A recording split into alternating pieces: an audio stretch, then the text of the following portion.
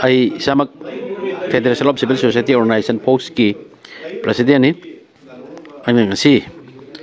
ayuk aina asau bukan loina na tension learning aida aina pigi ba adugun ba press briefing da Manipur si maitai amadi naga thakta gi ni haiba wafam ama thamgi badu aina thamgi wafam du aina pangal maitai pangal sinau singbu tongana thambagi wafam nate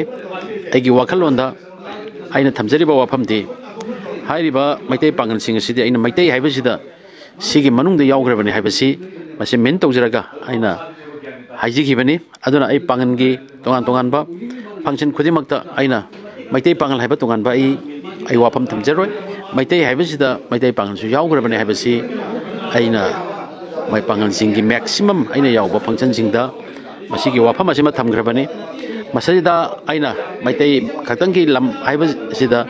naga khatangi lam haibasida maitai pangal su sida include tawgane haiba tawgrabani haiba wafam dama thamjage aduna ngasigi aina pigiba comment aduda Manipur si maitai amadi naga sing khatagi ni masida atai sidi akoina yabdagi lekin haiba wafam du akoina maitai haibasida maitai pangal su yawgrabani wafam dama thamjage masida akoigi penbi dadana agi adugumnaba tension ga loina na ngangi baduda maitai pangal haiba lon hap tabagi damak tongan ba adugumnaba statement aduda pirakiba comment sing adu tabada suki matik ingonda hurt tawi baramaduna hairiba adugumnaba chinau sing adu aina khaliba wakhalon si mamutana khamgi daba mali maramdi ngasi egi khungul libagi president oibiriba bm yaima sahaga amadi aigana maram orkanda ngasi maitai amadi maitai pangal haiba tare panhalninga manina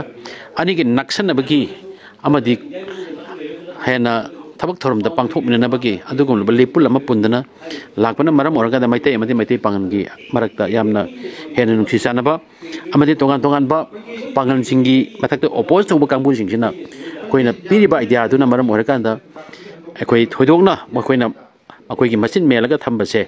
masing asi pibireba comment pibireba chilnau sing aduna ha namangtungna khangbidaba mali aduna khajitang asoiba dugi namak tongan ba social media da kaida comment papi da piba haibase masi khwaidagi hena laibak thibane haibaduma thamjaba loina na karigumba hoigi pangal community da lebiriba chilnau sing sina aigi comment aduda penbi daba oiragadi ai mathangdagi speech tawkanda maitai pangal duga loina na koina khangjariba akoigi Muslim Arabic haina hariba lona si season bakanda ngasi ngonda objection pibiraiba aigi da comment da nungai taba phawbirba chinau singchina madu ayaba pibiradra haibagi wafam duma aigi clarification ama pamjai karigumba tongan na mingsi macha palamdana koina maitai pangan haina hairama taragadi ngasi koina maitai community manungda koina chingchana ba honariba koigi egi mari oiriba koigi isai nau same language oiriba koigi ima isa isilnau khudi maksigi maraksida aikaina tongan ba palama khadana amata oibagi wakhalon da thamjikiba wafamsi akoigi adomna ningma kaibiba oiragadi ngasi haiba numisidagi mathangi any pangal gi khangdi Manipur gi khangdi adugumlaba akoigi function singda ai maitai pangal na clear na thamjage nigal loina na akoi tongan ba akoi na ngasi Bangladesh sai changtana leiriba tongan ba akoigi Muslim isinau singsi Muslim Arabic ana thamjabada ayaba pibiradra haiba wafamsi thamjage aduna aigi wakhalon si mamutana khangbirakanda aigi wakhalon da kari chile he khangbirakanda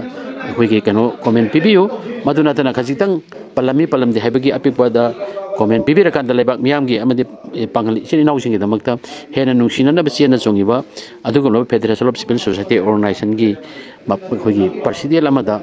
akoigi papi da comment pirakanda miyam amangda akoi puthokpagi thabaksi matung ta tobino haiba wafam dama thamjage adumna yabiragadi clear oiba pambiragadi aisu maitai pangal sina karambanona ai define tawjage